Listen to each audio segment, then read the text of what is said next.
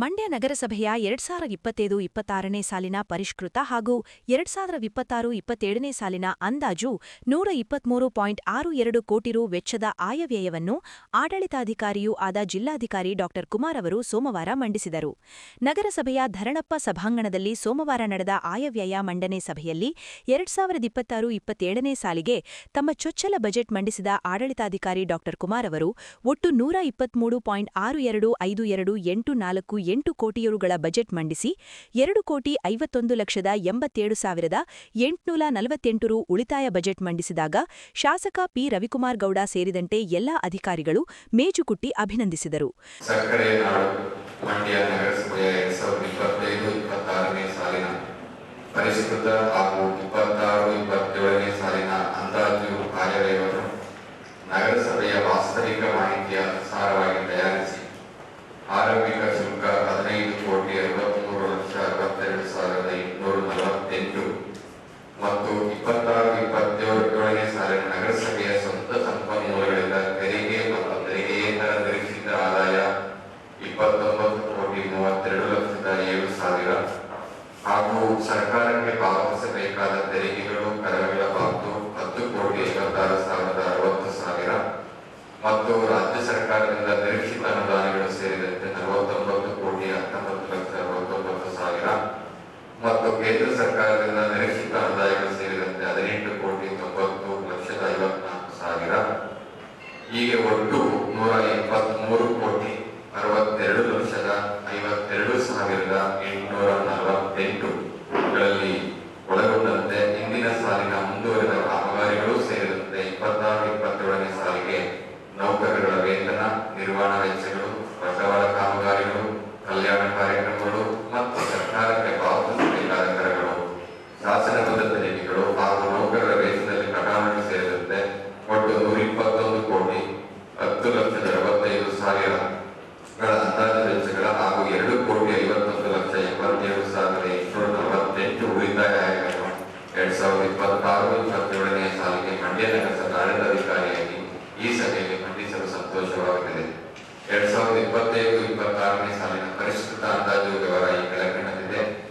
ಪ್ರಾರಂಭಿಕ ಶುಲ್ಕ ಒಟ್ಟು 22,23,29,425, ಜಮೆಗಳು 77,18,38,668, ಒಟ್ಟು 100,01,68,093, ಒಟ್ಟು ಪಾವತಿಗಳು 2025-26 ನಡೆದಿರುವಂತಹ ಒಟ್ಟು ಪಾವತಿಗಳು 84,38,05,245.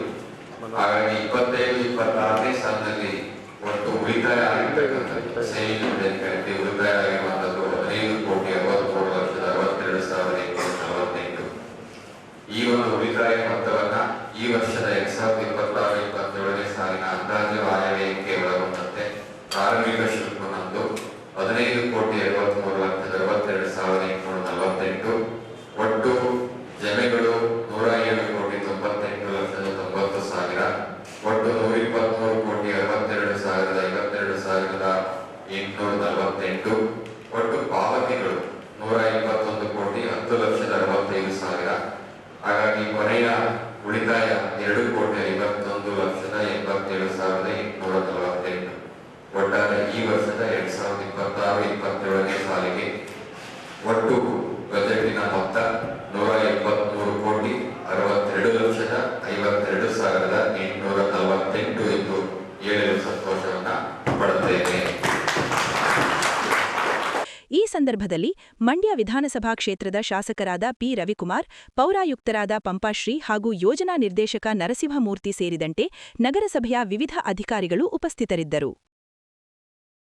ಮಂಡ್ಯ ನಗರದ ಸರ್ವತೋಮುಖ ಅಭಿವೃದ್ಧಿಗೆ ಪೂರಕವಾಗಿ ನಗರಸಭೆಯಲ್ಲಿ 123.62 ಕೋಟಿ ರುಗಳ ಬೃಹತ್ ಗಾತ್ರದ ಬಜೆಟ್ ಮಂಡಿಸಲಾಗಿದೆ ಎಂದು ಮಂಡ್ಯ ಶಾಸಕರಾದ ಪಿ. ರವಿಕುಮಾರ್ ತಿಳಿಸಿದರು.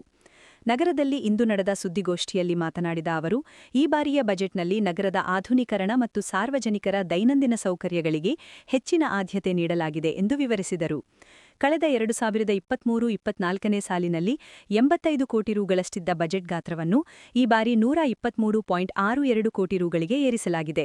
ಕಳೆದ 3 ವರ್ಷಗಳಲ್ಲಿ ಸುಮಾರು 40 ಕೋಟಿ ರುಗಳಷ್ಟು ಅನುದಾನ ಹೆಚ್ಚಳವಾಗಿದೆ. ಮಂಡ್ಯ ನಗರದ ಪ್ರಮುಖ 3 ಸರ್ಕಲ್ಗಳನ್ನು ಹಾಗೂ ಕೆಂಪೇಗೌಡ ರಸ್ತೆ ಮತ್ತು ಅಂಬೇಡ್ಕರ್ ರಸ್ತೆ ಮಧ್ಯದ ಸರ್ಕಲ್ ಅನ್ನು ವಿದೇಶಿ ಮಾದರಿಯಲ್ಲಿ ಅಭಿವೃದ್ಧಿಪಡಿಸಲಾಗುವುದು. ವಿವಿ ರಸ್ತೆಯನ್ನು ವ್ಯಾಪಾರಿಗಳ ಮತ್ತು ಪಾದಚಾರಿಗಳ ಅನುಕೂಲಕ್ಕಾಗಿ ವಾಹನ ಮುಕ್ತ ವಲಯವನ್ನಾಗಿ ಮಾಡಲು ನಿರ್ಧರಿಸಲಾಗಿದೆ. ನಗರದ 23 ವಾರ್ಡ್ಗಳಿಗೆ 24 ಗಂಟೆಗಳ ಕಾಲ ಕಾವೇರಿ ಕುಡಿಯುವ ನೀರು ಪೂರೈಸಲು 140 ಕೋಟಿ ರುಗಳ ಯೋಜನೆಯ ಡಿಪಿಆರ್ ಸಿದ್ಧಪಡಿಸಲು 75 ಲಕ್ಷ ರು ಮೀಸಲಿಡಲಾಗಿದೆ. ಹೊಸಹಳ್ಳಿ ಸರ್ಕಲ್ಗೆ 1.47 ಕೋಟಿ ರು, ಫ್ಯಾಕ್ಟರಿ ವೃತ್ತಕ್ಕೆ 1.45 ಕೋಟಿ ರು ಹಾಗೂ ಹೊಳಲು ಸರ್ಕಲ್ ಅಭಿವೃದ್ಧಿಗೆ 78 ಲಕ್ಷ ರು ಅನುದಾನ ಬಿಡುಗಡೆ ಮಾಡಲಾಗಿದೆ.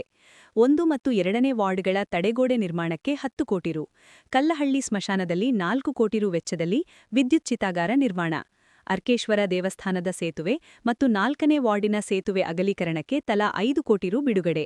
ನಗರದ ಪ್ರಮುಖ ರಸ್ತೆಯಲ್ಲಿ 2 ಕೋಟಿ ರು ವೆಚ್ಚದಲ್ಲಿ ನಾಡಪ್ರಭು ಕೆಂಪೇಗೌಡರ ಪ್ರತಿಮೆಯನ್ನು ಸ್ಥಾಪಿಸಲಾಗುವುದು. ಅಯೋಧ್ಯೆಯ ರಾಮಮಂದಿರದ ವಿಗ್ರಹ ಕೆತ್ತಿದ ಖ್ಯಾತ ಶಿಲ್ಪಿ ಅರುಣ್ ಯೋಗಿರಾಜ್ ಅವರು ಈ ಪ್ರತಿಮೆಯನ್ನು ನಿರ್ಮಿಸಿಕೊಡಲಿದ್ದಾರೆ ಎಂದು ಶಾಸಕರು ಇದೇ ಸಂದರ್ಭದಲ್ಲಿ ಮಾಹಿತಿ ನೀಡಿದರು. ಮಂಡ್ಯ ನಗರವನ್ನು ರಾಜ್ಯದಲ್ಲೇ ಮಾದರಿ ನಗರವನ್ನಾಗಿ ಮಾಡಲು ಸಾರ್ವಜನಿಕರು ಮತ್ತು ವ್ಯಾಪಾರಿಗಳ ಸಹಕಾರ ಅಗತ್ಯ ಎಂದು ರವಿಕುಮಾರ್ ಮನವಿ ಮಾಡಿದರು. ಒಂದು ಮುಖ್ಯವಾಗಿ ಇವತ್ತು ನಗರಸಭೆಯ ಒಂದು ಜನಪ್ರಿಯ ಬಜೆಟನ್ನು ಆಡಳಿತಾಧಿಕಾರಿಗಳಾದ DC ಅವರು ಘೋಷಣೆ ಮಾಡಿದ್ದಾರೆ. ಇದರಲ್ಲಿ ಹಲವಾರು ಮಂಡ್ಯ ನಗರಕ್ಕೆ ಹಲವಾರು ಯೋಜನೆಗಳನ್ನು ಅವರು ಇವತ್ತು ಘೋಷಣೆ ಮಾಡಿದ್ದಾರೆ. ನಿಮಗೆ ಒಂದು ಪ್ರಮುಖವಾಗಿ ಹೇಳಬೇಕಂದ್ರೆ 2023-24ಕ್ಕೆ 85 ಕೋಟಿ ರೂಪಾಯಿ ಬಜೆಟ್ ಗಾತ್ರ ಇತ್ತು ನಗರಸಭೆ. ಅಂದರೆ ನಮ್ಮ ಕಾಂಗ್ರೆಸ್ ನೇತೃತ್ವದ ಸರ್ಕಾರ ಬರೋದಕ್ಕಿಂತ ಮುಂಚೆ 85 ಕೋಟಿ ರೂಪಾಯಿನ ಗಾತ್ರ ಇತ್ತು. ಇವತ್ತು 26-27ಕ್ಕೆ 123.62 ಕೋಟಿ ರೂಪಾಯಿನ ಬಜೆಟನ್ನು ಘೋಷಣೆ ಮಾಡಿದ್ವಿ. ಅಂದರೆ 123.62 ಅಂದರೆ 40 ಕೋಟಿ ರೂಪಾಯಿ ಈ 3 ವರ್ಷದಲ್ಲಿ ಜಾಸ್ತಿ ಬಜೆಟ್ನ ಗಾತ್ರ ಜಾಸ್ತಿ ಆಗಿರೋದು ಕಾಂಗ್ರೆಸ್ ಸರ್ಕಾರ ಬಂದ ನಂತರ ಮಂಡ್ಯ ನಗರದ ಅಭಿವೃದ್ಧಿಗೆ ಹಲವಾರು ಅನುದಾನಗಳನ್ನು ಕೊಟ್ಟಿರೋದಕ್ಕೆ ಇದಕ್ಕೆ ನಿಮಗೆ ಸಾಕ್ಷಿ ಆಗ್ತದೆ. ಮಂಡ್ಯ ನಗರ ಅಭಿವೃದ್ಧಿ ಹತ್ರ ಹೋಗ್ತಾ ಇದೆ ಅನ್ನೋದಕ್ಕೆ 85 ಕೋಟಿ 23ರಲ್ಲಿತ್ತು BJP ಸರ್ಕಾರ ಇದ್ದಂಥ ಸಂದರ್ಭದಲ್ಲಿ. ಈಗ ನಮ್ಮ ಕಾಂಗ್ರೆಸ್ ಸರ್ಕಾರ ಬಂದ ನಂತರ ನಾವು ಸ್ಥಳೀಯ ಸರ್ಕಾರ ಯಾವುದೇ ಇರಲಿ, ಅದು ಜನತಾದಳದವ್ರು ಇದ್ದರು, ಇಲ್ಲಿವರೆಗೂ ಜನತಾದಳದವ್ರು ಇದ್ದರು, ಅದನ್ನು ನಾವು ಗಣನೆಗೆ ತಗೊಂಡು ಅವ್ರಿಗೂ ನಾವು ಬೆಂಬಲವಾಗಿ ನಿಂತು 123 ಕೋಟಿಯ ಬಜೆಟನ್ನು ಮಾಡಿದ್ದೀವಿ. ಅಂದರೆ ಇದೊಂದು ಭಾಳ ಹೆಗ್ಗಳಿಕೆ, ಮಂಡ್ಯ ನಗರದ ನಗರಸಭೆಯ ಹೆಗ್ಗಳಿಕೆ ಅಂದರೆ ತಪ್ಪಾಗಲ್ಲ. ಇವತ್ತು ಮಂಡ್ಯ ನಗರದ ಪ್ರಮುಖವಾಗಿ 3 ಸರ್ಕಲ್ಗಳನ್ನು ವಿದೇಶಿ ಮಾದರಿಯಲ್ಲಿ ಮತ್ತು ವಿವಿ ರಸ್ತೆ ಏನಿದೆ ಅದನ್ನು ವೆಹಿಕಲ್ ಫ್ರೀ ಝೋನ್ ಮಾಡಬೇಕು ಅಂತೇಳಿ ತೀರ್ಮಾನ ಮಾಡಿದ್ದೀವಿ. ಅಲ್ಲಿ ವ್ಯಾಪಾರಸ್ಥರಿಗೆ ಅನುಕೂಲ ಮಾಡಿಕೊಡ್ಬೇಕು, ಅದನ್ನು ವಿದೇಶಿ ಮಾದರಿಯಲ್ಲಿ ಇಂಪ್ರೂವ್ಮೆಂಟ್ ಮಾಡಬೇಕು. ಅಲ್ಲಿ ವೆಹಿಕಲನ್ನು ಓಡಾಡ್ದಂಗೆ ನಿಷೇಧ ಮಾಡಿ ಬರೀ ವ್ಯಾಪಾರಸ್ಥರು ಪಾದಾಚಾರಿಗೆ ಏನೇನು ಬೇಕು ಅನ್ನೋದನ್ನು ನೆಕ್ಸ್ಟ್ ರೂಪರೇಷೆಗಳನ್ನು ವಿಡಿಯೋ ಬಿಡುಗಡೆ ಮಾಡ್ತೀವಿ. ಅಲ್ಲೇ ಏನು ವಿಶ್ರಾಂತಿ ಪಡೆಯುವಂಥ ಚೇರ್ಗಳು ಹಾಕ್ತೀವಿ. ಬರೀ ಸೈಕಲ್ ಮಾತ್ರ ಓಡಾಡ್ಬೋದು. ಈ ಅಡ್ಡ ರಸ್ತೆಗಳಲ್ಲಿ ಇದಕ್ಕೆ ಆಗು ಹೋಗುಗಳಿಗೆ ಶೀಘ್ರದಲ್ಲೇ ವ್ಯಾಪಾರಸ್ಥರ ಮತ್ತು ಸಾರ್ವಜನಿಕರ ಸಭೆಯನ್ನು ಕರೆದು ಅವರಿಗೆ ಯಾವ ರೀತಿ ನಾವು ಮಾಡೋರಿದ್ದೀವಿ, ಹೇಗೆ ಮಂಡ್ಯ ನಗರಕ್ಕೆ ಒಂದು ಹೊಸ ರೂಪ ಕೊಡ್ತೀವಿ, ಅದಕ್ಕೆ ಅವರ ಬೆಂಬಲ ಅವಶ್ಯಕತೆ ಇದೆ. ಸಾರ್ವಜನಿಕರು ಮತ್ತು ವ್ಯಾಪಾರಸ್ಥರು ಅವ್ರನ್ನ ಸಭೆಯನ್ನು ಕರೆದು ನಾವು ಏನು ಮಾಡ್ತೀವಿ ಅನ್ನೋದನ್ನು ವಿಡಿಯೋವನ್ನು ಅವರಿಗೆ ತೋರಿಸಿ, ಅವರು ಕೂಡ ಮೆಚ್ಚುಗೆ ಆಗ್ತದೆ, ಅದು ತೋರಿಸಿ ಅದನ್ನು ಮಾಡಬೇಕು ಅಂತಿದ್ವಿ. ಎಲ್ಲ ಲಾಸ್ಟಲ್ಲಿ ಕೇಳಿದ್ವಿ, ಮಾಡಬೇಕು ಅಂತಿದ್ವಿ.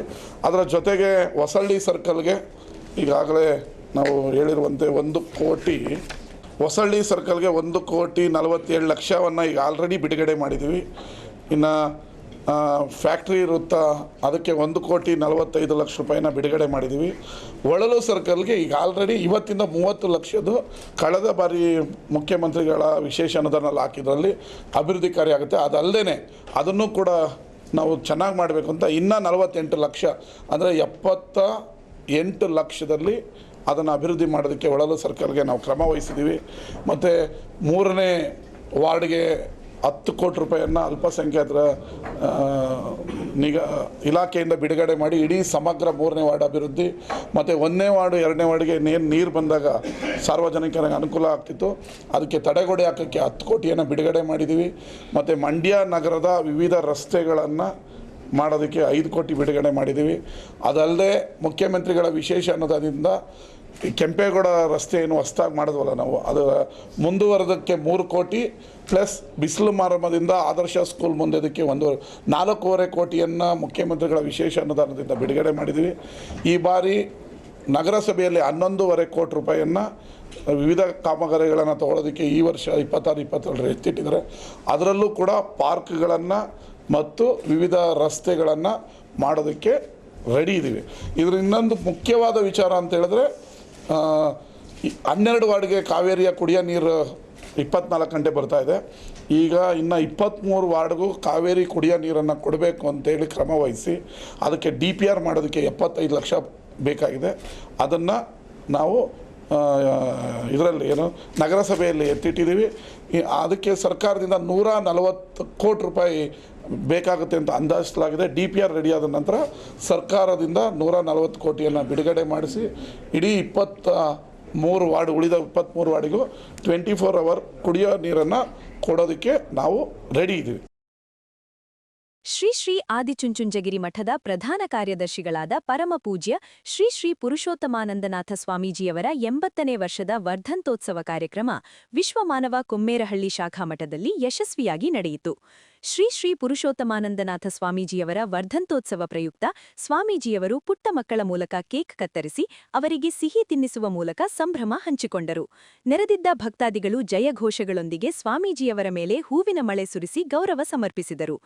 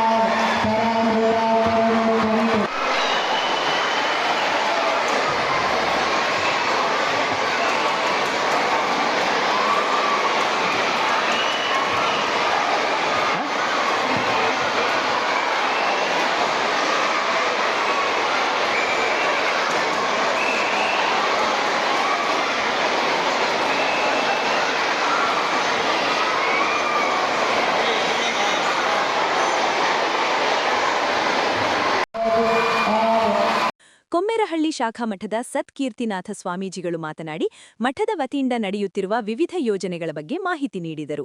ಬಂದೀಗೌಡ ಬಡಾವಣೆಯಲ್ಲಿ ನಿರ್ಮಾಣವಾಗಿರುವ ಕಾಲಭೈರವೇಶ್ವರ ದೇವಸ್ಥಾನದ ಲೋಕಾರ್ಪಣೆ ಏಪ್ರಿಲ್ನಲ್ಲಿ ನಡೆಯಲಿದೆ ಎಂದು ತಿಳಿಸಿದರು. ಮಠದ ಆವರಣದಲ್ಲಿ ನಡೆಯುತ್ತಿರುವ ಸಿಬಿಎಸ್ಇ ಶಾಲೆಯ ಕಟ್ಟಡ ಕಾರ್ಯವು 80% ಮುಕ್ತಾಯವಾಗಿದ್ದು ಶೀಘ್ರದಲ್ಲೇ ಪೂರ್ಣಗೊಳ್ಳಲಿದೆ. ಪುರುಷೋತ್ತಮಾನಂದನಾಥ ಸ್ವಾಮೀಜಿಯವರು ಬಿಜಿಎಸ್ ಆಸ್ಪತ್ರೆ ಮತ್ತು ಸಂಶೋಧನಾ ಕೇಂದ್ರದ ಜವಾಬ್ದಾರಿಯನ್ನು ಹೊತ್ತು ನಡೆಸಿದ ಸೇವೆಯನ್ನು ಕೊಂಡಾಡಿದರು. ಸ್ವಾಮೀಜಿಯವರು ಶಿಕ್ಷಣದ ಬಗ್ಗೆ ಅಪಾರ ಪ್ರೀತಿ ಹೊಂದಿದ್ದು ಅಂಗವಿಕಲ ವಿದ್ಯಾರ್ಥಿಯೊಬ್ಬನನ್ನು ಐಎಎಸ್ ಅಧಿಕಾರಿಯನ್ನಾಗಿ ಮಾಡಲು ಪ್ರೋತ್ಸಾಹಿಸಿದ ಘಟನೆಯನ್ನು ನೆನಪಿಸಿಕೊಂಡರು. ನಿರ್ಮಾಣ ಮಾಡಿದ್ದಾರೆ. ಅದು ಈಗ ಏಪ್ರಿಲ್ನಲ್ಲಿ ಅದನ್ನು ಸಹ ಲೋಕಾರ್ಪಣೆ ಮಾಡ್ತಾ ಇದ್ದಾರೆ. ಮತ್ತೆ ಇನ್ನ 4ನೇ ಕಾರ್ಯಚಟುವಟಿಕೆ ತಮಗೆಲ್ಲ ತಿಳಿದಿರೋ ಹಾಗೆ ಒಂದು CBSE ಶಾಲೆ ಮಾಡಬೇಕು ಅಂತ ಹೇಳ್ಬಿಟ್ಟು ಈಗ ಆಲ್ರೆಡಿ 80% ಕನ್ಸ್ಟ್ರಕ್ಷನ್ ನಡೆದಿದೆ. 20% ಮಾತ್ರ ಕಡಿಮೆ ಇದೆ. ಅದನ್ನು ಸಹ ಸ್ವಾಮೀಜಿಯವರು ಮಾಡ್ತಾ ಇದ್ದಾರೆ. ತಮಗೆಲ್ಲ ಗೊತ್ತಿರೋ ಹಾಗೆ ಮಹಾಸ್ವಾಮೀಜಿಯವರ ಜೊತೆ ಆದಿಚುಂಚನಗಿರಿ ಮಹಾಸಂಸ್ಥಾನ ಶಿಕ್ಷಣ ಟ್ರಸ್ಟ್ ಜೊತೆ ಎಲ್ಲ ಶಾಖೆಯಲ್ಲೂ ಸಹ ಪೂಜ್ಯ ಸ್ವಾಮೀಜಿಯವರು ತನ್ನದೇ ಆದ ಸೇವೆ ಸಲ್ಲಿಸಿದ್ದಾರೆ. ಇದೊಂದೇ ವಿಶ್ವಮಾನವ ಕ್ಷೇತ್ರ ಅಲ್ಲ, ಇವಾಗ ವಿಶ್ವಮಾನವದಲ್ಲಿ ಇನ್ನೂ ಪರವಾಗಿ ಇದ್ದಾರೆ ಅಷ್ಟೇ. ಮುಂಚೆ ಬಾಲ ಗಂಗಾಧರ ಸ್ವಾಮೀಜಿಯವರು ಎಲ್ಲಿ ತೋರಿಸಿದ್ರು ಅವರು ಹೋಗಿ ಶಿಕ್ಷಣ ಸಂಸ್ಥೆಯನ್ನು ಕಟ್ಟಿ ಸರ್ವಿಸ್ ಮಾಡಿ ಬರ್ತಾ ಇದ್ರು. ನಮಗೆಲ್ಲ ಗೊತ್ತಿದೆ. ಇವತ್ತು 2018ರಲ್ಲಿ ಪರಮಪೂಜ್ಯ ಮಹಾಸ್ವಾಮೀಜಿಯವರು ಸಂಕಲ್ಪ ಮಾಡಿದ್ರು, ನಮ್ಮ ಆದಿಚುಂಚನಗಿರಿ ವಿಶ್ವವಿದ್ಯಾಲಯ ಕಟ್ಟಬೇಕು ಅಂತ ಹೇಳ್ಬಿಟ್ಟು. ಬೆಳ್ಳೂರು ಕ್ರಾಸ್ನಲ್ಲಿ ಇರ್ತಕ್ಕಂಥ ಆದಿಚುಂಚನಗಿರಿ ಆಸ್ಪತ್ರೆ ಮತ್ತು ಸಂಶೋಧನಾ ಕೇಂದ್ರ ಇದೆಯಲ್ಲ, ಅದು ಸಂಪೂರ್ಣ ಜವಾಬ್ದಾರಿ ತಗೊಂಡು ಪರಮಪೂಜ್ಯ ಮಹಾಸ್ವಾಮೀಜಿಯವ್ರ ಜೊತೆ ಅಷ್ಟು ಸೇವೆ ಮಾಡಿರ್ತಕ್ಕಂಥದ್ದು. ಇವತ್ತು ಸಹ ಅವರು ಕಟ್ಟಿರ್ತಕ್ಕಂಥ ಬಿಲ್ಡಿಂಗ್ಗಳು ಕಬ್ಬಿಣ. ವಿವೇಕಾನಂದ ಹೇಳ್ತಿರೋದ ನಮ್ಮ ಯುವ ಶಕ್ತಿ ಹೇಗಿರಬೇಕು ಅಂದರೆ ಉಕ್ಕಿನಂತಹ ಮಾಂಸ ಮತ್ತು ಕಬ್ಬಿಣಂತಹ ಮೂಳೆಗಳು ಗಟ್ಟಿರಬೇಕು. ಆ ಥರ ಇವತ್ತು ಸಹ ಆ ಕಟ್ಟಿರ್ತಕ್ಕಂತಹ ಬಿಲ್ಡಿಂಗು ಅಷ್ಟು ಗಟ್ಟಿಯಾಗಿ ಅವರೇ ಸದವಾಗಿ ನಿಂತ್ಕೊಂಡು ಕಟ್ಟಿರ್ತಾ ಇದ್ರು. ಮತ್ತು ವಿಶೇಷ ಯಾಕಪ್ಪ ಅಂದರೆ ಅವ್ರಿಗೆ ಶಿಕ್ಷಣದ ಬಗ್ಗೆ ಅಪಾರವಾದಂತಹ ವಿಶೇಷವಾದಂತಹ ಪ್ರೀತಿ. ಯಾಕೆಂತಂದರೆ ಅವರು ಸ್ವಾಮೀಜಿಯವರು ಆಸ್ಪತ್ರೆ ಜವಾಬ್ದಾರಿ ನೋಡ್ಕೋಬೇಕಾದ್ರೆ ಸ್ವಾಮೀಜಿಯವರು ನಿಮಗೆಲ್ಲ ಹೇಳಿದರೆ ಆ ಕತೆ. ಸ್ವಾಮೀಜಿಯವರು ಶಿಷ್ಯ ಒಬ್ಬರು IAS ಅಧಿಕಾರಿಯಾಗಿದ್ದಾರೆ. ಅವ್ರಿಗೆ ಬಲಗೈ ಇಲ್ಲ, ಆದರೂ ಸಹ ಅವರು ಎಡಗೈಯಲ್ಲಿ ವಿದ್ಯಾಭ್ಯಾಸ ಸ್ವಾಮೀಜಿಯವರೇ ಸಂಪೂರ್ಣವಾಗಿ ವಿದ್ಯಾಭ್ಯಾಸ ಕೊಟ್ಟಿದ್ದಾರೆ. ಅಲ್ಲಿ ನಿಮ್ಮ ಥರದ ಒಂದು ಭಕ್ತನಾಥ ಶಾಲೆ ಇದೆ ಬೆಂಗಳೂರಿನಲ್ಲಿ. ಅಲ್ಲಿ ಅವ್ರಿಗೆ ಏನು ಮಾಡ್ತಾರೆ, SSLCಯಲ್ಲಿ ಓದಬೇಕಾದ್ರೆ ಮನೆಯಿಂದ ತಾವು ಹಸು ಸಗಣಿಯನ್ನು ಮನೆಯಿಂದ ತೋಟಕ್ಕೆ ಹಾಕಿ ಬರಬೇಕಾದ ಸಂದರ್ಭದಲ್ಲಿ ಕೆಳಗಡೆ ಎಲೆಕ್ಟ್ರಿಕ್ ವೈರ್ ಬಿದ್ದಿದ್ದಂಥ ಅದನ್ನು ತೆಗೆದಿದ್ದಕ್ಕೆ ಹೋಗಿ ಎಲೆಕ್ಟ್ರಿಕ್ ಶಾಕಿಂದ ತನ್ನ ಬಲಗೈಯನ್ನು ಕಳ್ಕೊಂಡಂತಹ ವಿದ್ಯಾರ್ಥಿ ಪರಮಪೂಜ್ಯ ಬಾಲ್ ಗಂಗಾಧರನಾಥ ಮಹಾಸ್ವಾಮೀಜಿಯವರ ಆದೇಶದಿಂದ ಸಂಪೂರ್ಣ ಜವಾಬ್ದಾರಿಯನ್ನು ತಗೊಂಡು ಆ ವಿದ್ಯಾರ್ಥಿಗೆ ವಿದ್ಯಾಭ್ಯಾಸವನ್ನು ಕೊಡಿಸಿ ಅವತ್ತು ಸ್ವಾಮೀಜಿಯವರಿಗೆ ಆದೇಶ ಮಾಡಿದಂತೆ ಹುಡುಗರಿಗೆ ಉಚಿತವಾಗಿ ಮೆಡಿಕಲ್ ಮಾಡಬೇಕು ಅಂತ. ನಿವೃತ್ತ ಅಭಿಯಂತರರಾದ ದೇವರಾಜ್ ಅವರು ಮಾತನಾಡಿ, ಸ್ವಾಮೀಜಿಯವರ 80ನೇ ವರ್ಷದ ಈ ಸಂದರ್ಭದಲ್ಲಿ ಅವರ ಮಾರ್ಗದರ್ಶನ ಎಲ್ಲರಿಗೂ ಅಗತ್ಯವಾಗಿದೆ ಎಂದು ಹೇಳಿದರು. ಕೊಮ್ಮೇರಹಳ್ಳಿ ಮಠದ ಅಭಿವೃದ್ಧಿಯಲ್ಲಿ ಸ್ವಾಮೀಜಿಯವರ ಶ್ರಮ ಅಪಾರ. ಅವರು ಈ ಭಾಗದ ಶೈಕ್ಷಣಿಕ ಮತ್ತು ಸಾಮಾಜಿಕ ಸುಧಾರಣೆಗೆ ಶ್ರಮಿಸುತ್ತಿದ್ದಾರೆ ಎಂದು ತಿಳಿಸಿದರು. ಸ್ವಾಮೀಜಿಯವರ ನೆನಪಿನ ಶಕ್ತಿ ಮತ್ತು ಮಠದ ಇತಿಹಾಸದ ಕುರಿತಾದ ಅವರ ಜ್ಞಾನವನ್ನು ಡಿಜಿಟಲ್ ಡಿಕ್ಷನರಿಗೆ ಹೋಲಿಸಿ ಅಭಿನಂದಿಸಿದರು. ಒಳ್ಳೆ ವಿದ್ಯೆ ಕೊಡಬೇಕು, ಬಡತನದಲ್ಲಿರುವಂಥವ್ರಿಗೆ ಕಡಿಮೆ ದುಡ್ಡಲ್ಲಿ ಶಿಕ್ಷಣವನ್ನು ನೀಡಬೇಕು ಅಂತ ಧ್ಯೇಯವನ್ನು ಸುಮಾರು 60 ವರ್ಷಗಳ ಕಾಲ ಈ ಮಠಕ್ಕೆ ದುಡಿದು ಜೀವವನ್ನು ತೆಗೆದಿರುವುದು ನಿಮಗೆಲ್ಲ ಗೊತ್ತಾಯಿತು.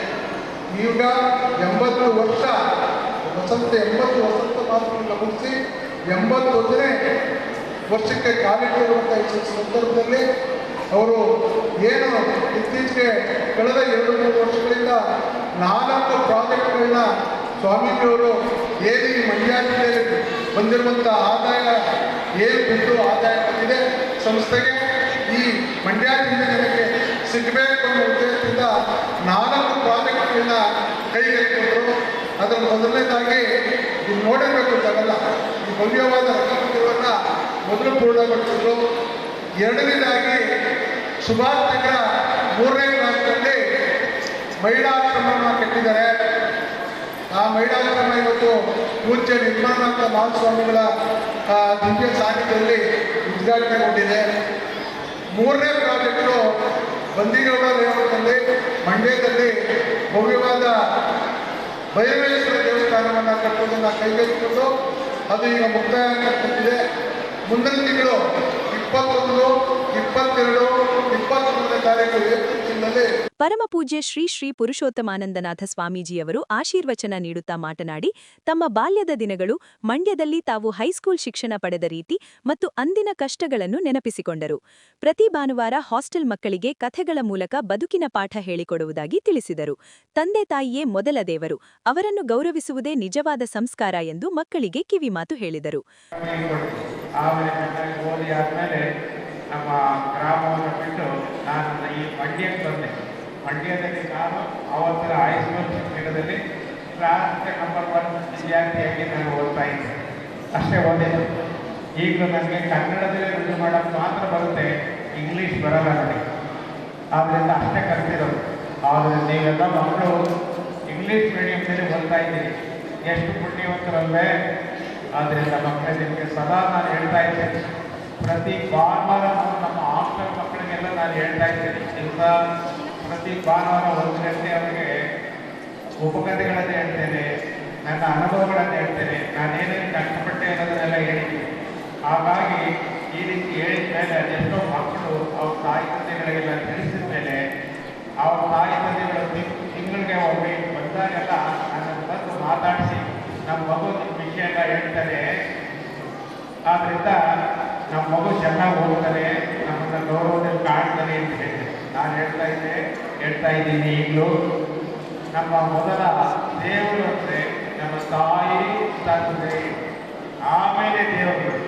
ಆದ್ದರಿಂದ ನಮ್ಮನ್ನು ಹೆತ್ತು ಹೊತ್ತು ಅನ್ನ ಕೊಟ್ಟು ಬೆಳೆಸಿ ಇದೆಲ್ಲ ಮಾಡ್ತಿರೋದು ತಾಯಿ, ಆಮೇಲೆ ತಂದೆ, ಆಮೇಲೆ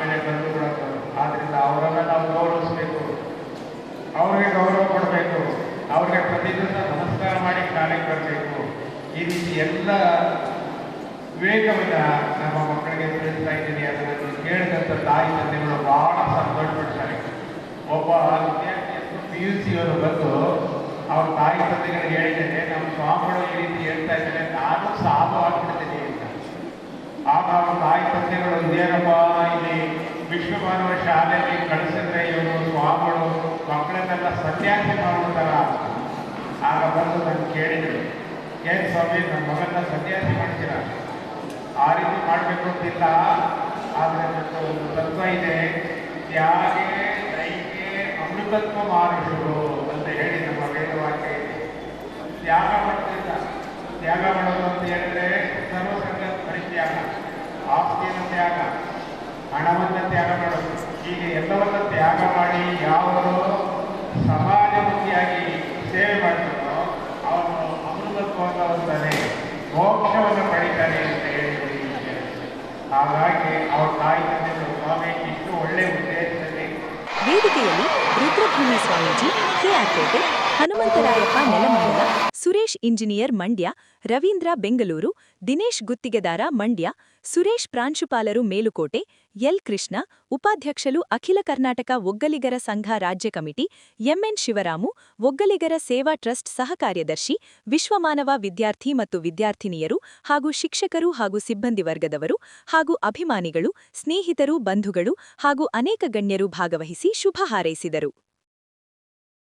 ಮಹಿಳೆಯರಿಗೆ ಮುಜುಗರ ಉಂಟುಮಾಡುವ ಹೆಸರಿನ ಕೆರೆಗಳ ಇತಿಹಾಸ ಅಳಿಯದಂತೆ ಹೆಸರು ಬದಲಾಯಿಸಬೇಕು ಎಂದು ಅಖಿಲ ಭಾರತ ಮಹಿಳಾ ಕಾಂಗ್ರೆಸ್ನ ರಾಜ್ಯ ಕಾರ್ಯದರ್ಶಿ ಎಸ್ ಯಶೋದಗೌಡ ಅಭಿಪ್ರಾಯ ವ್ಯಕ್ತಪಡಿಸಿದರು. ಸುದ್ದಿಗೋಷ್ಠಿಯಲ್ಲಿ ಮಾತನಾಡಿದ ಅವರು, ರಾಜ್ಯದಲ್ಲಿ ಸುಮಾರು 41,849ಕ್ಕೂ ಹೆಚ್ಚು ಕೆರೆಗಳಿವೆ. ಅದರಲ್ಲಿ 6,861 ಕೆರೆಗಳಿಂದ ಹಾಸನ ಪ್ರಥಮ ಸ್ಥಾನದಲ್ಲಿದೆ. ಹಲವೆಡೆ ನಾನಾ ಹೆಸರಿನ ಕೆರೆಗಳಿವೆ. ಮಹಿಳೆಯರಿಗೆ ಗೌರವ ಸೂಚಿಸುವ ನಿಟ್ಟಿನಲ್ಲಿ ಸೂಳೆಕೆರೆ ಹೆಸರಿನ ಮರುನಾಮಕರಣ ಮಾಡುವಂತೆ ಒತ್ತಾಯಿಸಿದರು. ದಾವಣಗೆರೆಯ ಚೆನ್ನಗಿರಿ ತಾಲೂಕಿನ ಶಾಂತವ್ವನ ಕೆರೆ ಅಂದರೆ ಶಾಂತಿಸಾಗರ, ನಾಗಮಂಗಲದ ಸೂಳೆಕೆರೆ ಅಂದರೆ ಗೆಳತಿ ಗುಡ್ಡದ ಕೆರೆ, ಮದ್ದೂರಿನ ಬಂಗಾರದೊಡ್ಡಿ ನಾಲೆಯ ಸೂಳೆಕೆರೆಗಳಿಗೆ ಅವುಗಳ ಇತಿಹಾಸಕ್ಕೆ ಪೂರಕವಾದ ಹಾಗೂ ಸ್ತ್ರೀ ಕುಲಕ್ಕೆ ಗೌರವ ತರುವ ಬೇರೆ ಹೆಸರಿಡಬೇಕು ಎಂದರು. ದಾವಣಗೆರೆ ಜಿಲ್ಲೆಯ ಚೆನ್ನಗಿರಿ ತಾಲೂಕಿನ ಕೆರೆಗೆ ಶಾಂತಸಾಗರ ಎಂದು ಹೆಸರಿಡಲಾಗಿದೆ. ಅಂತೆಯೇ ಮದ್ದೂರಿನ ಸೂಳೆಕೆರೆ ಅಂದರೆ ಈಗಿನ ಕನ್ನಲಿ ಅಂಬರಹಳ್ಳಿ ಕೆರೆ 12ನೇ ಶತಮಾನದಲ್ಲಿ ನಿರ್ಮಿತವಾಗಿದ್ದು ಇದಕ್ಕೆ ಮಿನಿ KRS ಎಂದು ಕರೆಯಲಾಗುತ್ತದೆ. ಇದಕ್ಕೆ ಬಂಗಾರದೊಡ್ಡಿ ಕೆರೆ, ಅಕ್ಕ ತಂಗಿ ಕೆರೆ ಅಥವಾ ಸೂಕ್ತ ಹೆಸರಿಡಬೇಕು. ನಾಗಮಂಗಲದ ಕೆರೆ 15ನೇ ಶತಮಾನದಲ್ಲಿ ನಿರ್ಮಿತವಾಗಿದ್ದು ಇದಕ್ಕೆ ಗೆಳತಿ ಮಂಟಪ ಅಥವಾ ಸಿಂಗರಸನ ಕೆರೆ ಎಂದು ಮರುನಾಮಕರಣ ಮಾಡಬೇಕು ಎಂದು ಸ್ಥಳೀಯ ಶಾಸಕರು ಹಾಗೂ ಜಿಲ್ಲಾ ಉಸ್ತುವಾರಿ ಸಚಿವರಲ್ಲಿ ಮನವಿ ಮಾಡಿದರು. ಏನು ರಾಜ್ಯದಲ್ಲಿ 41,000ಕ್ಕಿಂತ ಹೆಚ್ಚು ಕೆರೆಗಳಿದ್ದು ರೈತರ ಜೀವನಾಡಿಯಾಗಿ ಏನು ಜನಸಾಮಾನ್ಯರ ಕುಡಿಯುವ ನೀರಿಗಾಗ್ಬೋದು ಅಥವಾ ಜಾನುವಾರುಗಳ ಕುಡಿಯುವ ನೀರಿಗಾಗಲಿ ಏನು ಸೃಷ್ಟಿಯಾಗಿವೆ ಮತ್ತು ಸ್ಥಾಪಿತವಾಗಿವೆ ಕೆರೆಗಳು. ಆ ಕೆರೆಗಳ ಉಳಿವಿಗಾಗಿ ನಮ್ಮ ಹೋರಾಟ ಅನ್ನೋ ಒಂದು ಘೋಷಣೆಯೊಂದಿಗೆ ಈ ಒಂದು ಕಾರ್ಯಕ್ರಮವನ್ನು ಮಾಡ್ತಾ ಇದ್ದೀವಿ. ಏನು ರಾಜ್ಯದಲ್ಲಿರುವಂತಹ ಕೆಲವು ಕಡೆ ಸೂಳೆಕೆರೆ ಎನ್ನುವಂಥ ಹೆಸರಿನ ಕೆರೆಗಳಿದ್ದು ಅದರಲ್ಲಿ ದಾವಣಗೆರೆ ಚೆನ್ನಗಿರಿ ತಾಲೂಕಿನ ಒಂದು ಸೂಳೆಕೆರೆ ಅಂತ ಒಂದು ಕೆರೆ ಇದೆ. ಹಾಗೆ ನಾಗಮಂಗಲದ ಒಂದು ಕೆರೆ ಇದೆ ಸೂಳೆಕೆರೆ ಅಂತೇಳಿ. ಮದ್ದೂರು ತಾಲೂಕಿನಲ್ಲೂ ಕೂಡ ಅಮರಳ್ಳಿ ಭಾಗದಲ್ಲಿ ಸೂಳೆಕೆರೆ ಅಂತ ಇದೆ. ಈ 3 ಕೆರೆಗಳಿಗೆ ಮರುನಾಮಕರಣ ಮಾಡಬೇಕು. ಆ ಹೆಸರನ್ನು ತೆಗೆದು ಹೊಸ ಹೆಸರನ್ನು ಇಟ್ಟು ಇತಿಹಾಸವನ್ನು ನೆನಪಿಸುವಂಥ ಹೆಸರನ್ನು ಇಡಬೇಕು ಅನ್ನೋದು ನಮ್ಮ ಒಂದು ಉದ್ದೇಶ ಆಗಿದೆ. ಈಗಾಗಲೇ ಚನ್ನಗಿರಿ ತಾಲೂಕಲ್ಲಿರುವಂತಹ ಏನು ಸೂಳೆಕೆರೆಯನ್ನು ಶಾಂತವ್ವನ ಕೆರೆ ಅಥವಾ ಶಾಂತಿ ಕೆರೆ ಅಂತೇಳಿ ಶಾಂತಿಸಾಗರ ಅಂತೇಳಿ ಮಾಡಿದ್ದಾರೆ ಅನ್ನೋದು ಒಂದು ಮಾಹಿತಿ ಇದೆ. ಆದರೆ ಅಧಿಕೃತವಾಗಿ ಅದು ಆಗಿದೆಯಾ ಇಲ್ಲವೋ ಅನ್ನೋದು ನಮಗೆ ಹೆಚ್ಚಿನ ಮಾಹಿತಿ ಇಲ್ಲ. ಅದರಂತೆ ಏನು ನಾಗಮಂಗಲದಲ್ಲಿ ಇರುವಂಥ ಒಂದು ಸೂಳೆಕೆರೆಯನ್ನು ಸಿಂಗರಸನ ಕೆರೆ ಅಂತೇಳಿ ಮಾಡಿದ್ದಾರೆ. ಅಲ್ಲಿರುವಂಥ ಏನು ಸೂಳೆ ಮಂಟಪ ಅಂತ ಇದೆ ಅದನ್ನು ಗೆಳತಿ ಮಂಟಪ ಅಂತ ಮಾಡಿದ್ದಾರೆ ಅಂತ ಹೇಳಿದರೆ ಅದಕ್ಕೂ ಕೂಡ ನಮಗೆ ಅಧಿಕೃತವಾದ ಮಾಹಿತಿ ಇಲ್ಲ. ಅದರಂತೆ ಆ 2 ಕೆರೆಗಳಿಗೂ ಏನು ಮರುನಾಮಕರಣ ಮಾಡಿದ್ದಾರೆ ಅದರಂತೆ ನಮ್ಮ ಮದ್ದೂರು ತಾಲೂಕಿನಲ್ಲಿರುವಂಥ ಬಂಗಾರದೊಡ್ಡಿ ನಾಲೆಯ ಭಾಗದಲ್ಲಿ ಬರುವಂಥ ಸೂಳೆಕೆರೆಗೆ ಕೂಡ ಹೆಸರನ್ನು ಚೇಂಜ್ ಮಾಡಬೇಕು ಅಂತ ಹೇಳಿ ನಮ್ಮ ಹಕ್ಕೊತ್ತಾಯ ಆಗಿದೆ. ಉದ್ದೇಶ ಎಷ್ಟೇ, ಇತಿಹಾಸದಲ್ಲಿ ಅದರ ಬಗ್ಗೆ ಏನು ವೇಶ್ಯ ವೃತ್ತಿಯನ್ನು ಮಾಡ್ತಿದ್ದಂತಹ ಹೆಣ್ಣು ಮಕ್ಕಳು ಏನು ಈ ನದಿಗೆ ಈ ಕೆರೆಯನ್ನು ನಿರ್ಮಾಣ ಮಾಡಿದರು ಅನ್ನುವಂಥ ಒಂದು ಇತಿಹಾಸ ಏನಿದೆ, ಅದಕ್ಕೆ ಪೂರಕವಾಗಂತೆ ಹೆಸರನ್ನು ಬದಲಾಯಿಸುವ ಮೂಲಕ, ಅಂದರೆ ಅಕ್ಕ ತಂಗಿ ಕೆರೆ ಅಂತನಾರ ಮಾಡ್ಬೋದು ಅಥವಾ ಬಂಗಾರ ದೊಡ್ಡಿ ಕೆರೆ ಅಂತನಾದರೂ ಮಾಡ್ಬೋದು. ಸೊ ಅಥವಾ ಇತಿಹಾಸಕ್ಕೆ ಪೂರಕವಾದಂಥ ಮತ್ತೊಂದು ಹೆಸರನ್ನ ಬೇಕಾದರೂ ನಾಮಕರಣ ಮಾಡ್ಬೋದು. ಹಾಗಾಗಿ ಆ ಹೆಸರನ್ನು ಬದಲಿಸಿ ಎನ್ನುವುದು ನಮ್ಮೆಲ್ಲರ ಒಂದು ಒತ್ತಾಯ. ಸೂಳೆಕೆರೆ ಅಂತ ಹಳೆ ಹೆಸರು ಏನಿದೆ ಅದನ್ನು ಪದ ಬಳಕೆ ಮಾಡಬೇಕಾದ್ರೆ ನಾವು ಅಥವಾ ಕೇಳಬೇಕಾದ್ರೂ ತುಂಬ ಮುಜುಗರ ಆಗುತ್ತೆ. ಆದ್ದರಿಂದ ಎಲ್ಲ ಪ್ರತಿಯೊಬ್ಬ ಹೆಣ್ಣು ಮಕ್ಕಳಿಗೂ ಇದು ಒಂದು ಬದಲಾವಣೆ ಆಗಬೇಕು ಅನ್ನೋ ಒಂದು ಆಶಯ ಇದೆ. ಆದ್ದರಿಂದ ನಾವೆಲ್ಲರೂ ಕೇಳ್ಕೊತೀವಿ, ಈ ಒಂದು ಚ್ಯುತಿ ಬಾರದೇ ಇರೋ ಥರ ಈ ಒಂದು ಏನು ಇಟ್ಟಿದ್ದಾರೆ ಸೂಳೆಕೆರೆ ಅಂತ ಹೆಸರು, ಅದಕ್ಕೆ ಚ್ಯುತಿ ಬಾರದೇ ಇರೋ ಥರ ಅದಕ್ಕೆ ತದ್ರೂಪವಾಗಿ ಇನ್ನೊಂದು ಹೆಸರನ್ನು ಇಡಬೇಕು ಅಂತ ನಮ್ಮೆಲ್ಲರ ಆಶಯ. ಸುದ್ದಿಗೋಷ್ಠಿಯಲ್ಲಿ ಇಂದಿರಾ ಸತೀಶ್ ಬಾಬು, ಮಂಜುಳಾ ಲೋಕೇಶ್, ಮಮತಾ, ಮಂಜುಳಾ ಇದ್ದರು. ದೇಶದಲ್ಲೇ ಮಂಡ್ಯ ಜಿಲ್ಲೆಯ ಪರಿಚಯ ಇದ್ದರೂ ಮಂಡ್ಯ ಜಿಲ್ಲೆಯು ಇನ್ನೂ ಹೆಚ್ಚಿನ ರೀತಿಯಲ್ಲಿ ಹಾಗೂ ಸಂಪೂರ್ಣವಾಗಿ ಅಭಿವೃದ್ಧಿಯಾಗಬೇಕು. ಈ ನಿಟ್ಟಿನಲ್ಲಿ ಎಲ್ಲರೂ ಮಂಡ್ಯ ಅಭಿವೃದ್ಧಿಗೆ ಕೈಜೋಡಿಸಬೇಕು ಎಂದು ಮಂಡ್ಯ ಜಿಲ್ಲಾ ಉಸ್ತುವಾರಿ ಸಚಿವರಾದ ಎನ್ ಚಲುವರಾಯಸ್ವಾಮಿ ಅವರು ತಿಳಿಸಿದರು. ಅವರು ಇಂದು ಸರ್ ಎಂ ವಿಶ್ವೇಶ್ವರಯ್ಯ ಜಿಲ್ಲಾ ಕ್ರೀಡಾಂಗಣದಲ್ಲಿ ಹಮ್ಮಿಕೊಳ್ಳಲಾಗಿದ್ದ ನಮ್ಮ ನಡೆ ಸ್ವಚ್ಛತೆ ಕಡೆ ರನ್ ಫಾರ್ ಮಂಡ್ಯ ಮ್ಯಾರಥಾನ್ ಕಾರ್ಯಕ್ರಮವನ್ನು ಉದ್ಘಾಟಿಸಿ ಮಾತನಾಡಿದರು.